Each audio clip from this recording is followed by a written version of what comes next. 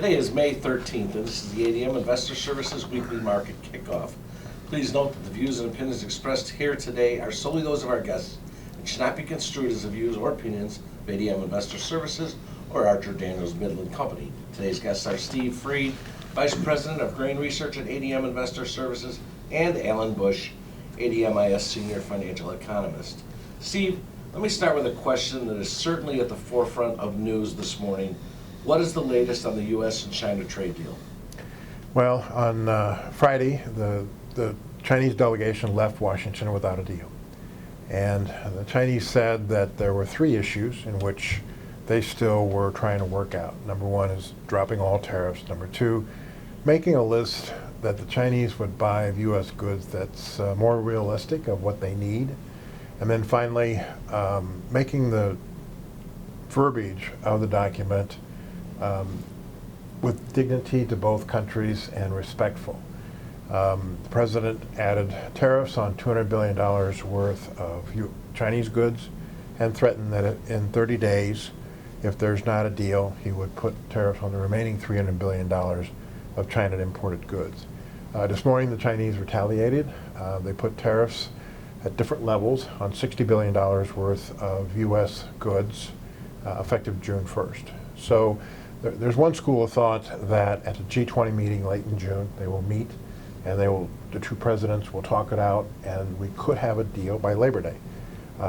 But right now, the market feels that there's so much difference that the Chinese may wait until the 2020 election, hoping for a Democrat in the White House that will rescind all of the tariffs and just go back to the way it was before, which probably wouldn't be good for U.S. trade with them, us buying $500 billion worth of their stuff and they're buying only $125 billion worth of our stuff.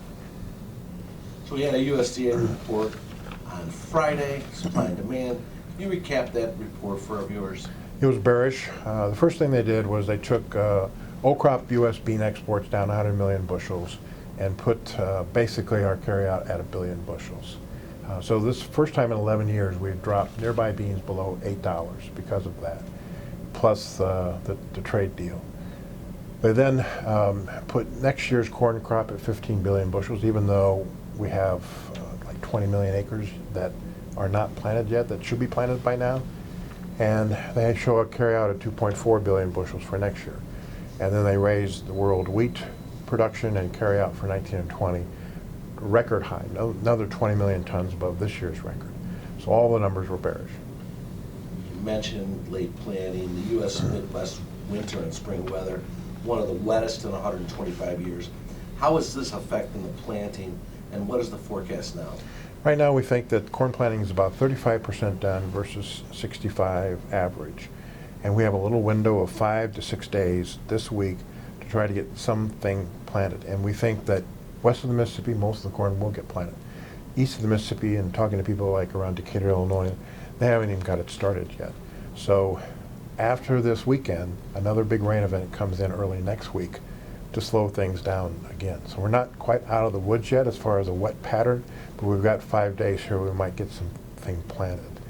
Well, let's see, what is the net funds position in grains now, and is there any reason for them to change this position? We have them short almost 100,000 wheat, almost 350,000 corn, almost 200,000 beans, and really that's a record position, short position. And right now, if you look at weather, if you look at money flow, if you look at momentum, if you look at the USDA numbers, and you look at the lack of a trade deal, there's no reason for them to get out of their short position. Alan, why is the gold market so strong today? Well, there are a variety of reasons. For one, of course, there's flight to quality buying coming into a lot of the markets, including the gold. It appears that the Fed now is more likely to lower interest rates at their December meeting.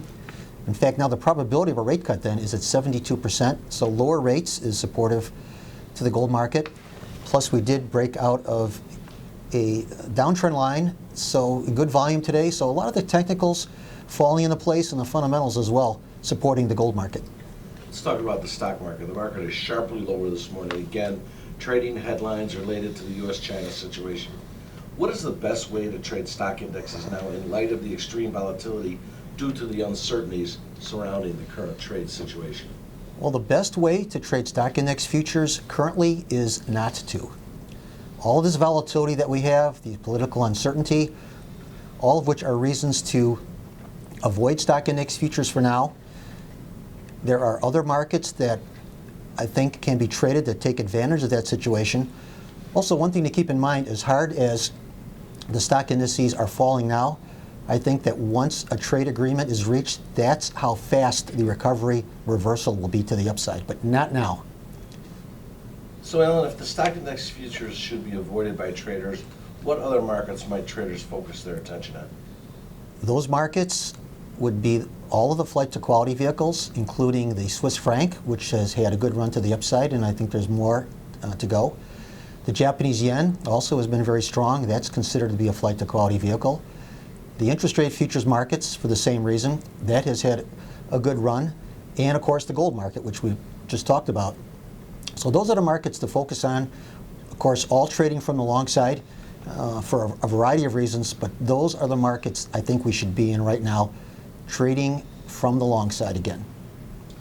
When you look at the metals markets, Alan, you take gold out of the rest of the industrial metals at this time. Obviously, a trade war not being productive to industrial metals.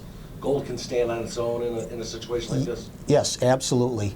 And in fact, that's why the gold market is gaining on the silver. Now, silver has the industrial component, and that right now is a bit of a negative influence on the silver. So while the industrial metals languish, so to speak, it's the gold market that will stand out, and that's the market, the metals market, that should continue to advance. Thank you both. Remember, the views and opinions expressed today on this video are solely those of our guests and should not be construed as the views or opinions of ADM Investor Services or Archer Daniels Midland Company. If you'd like more information about our brokerage services, would like to speak to one of our experts about managing your risks, or would like to open a trading account, please visit www.admis.com.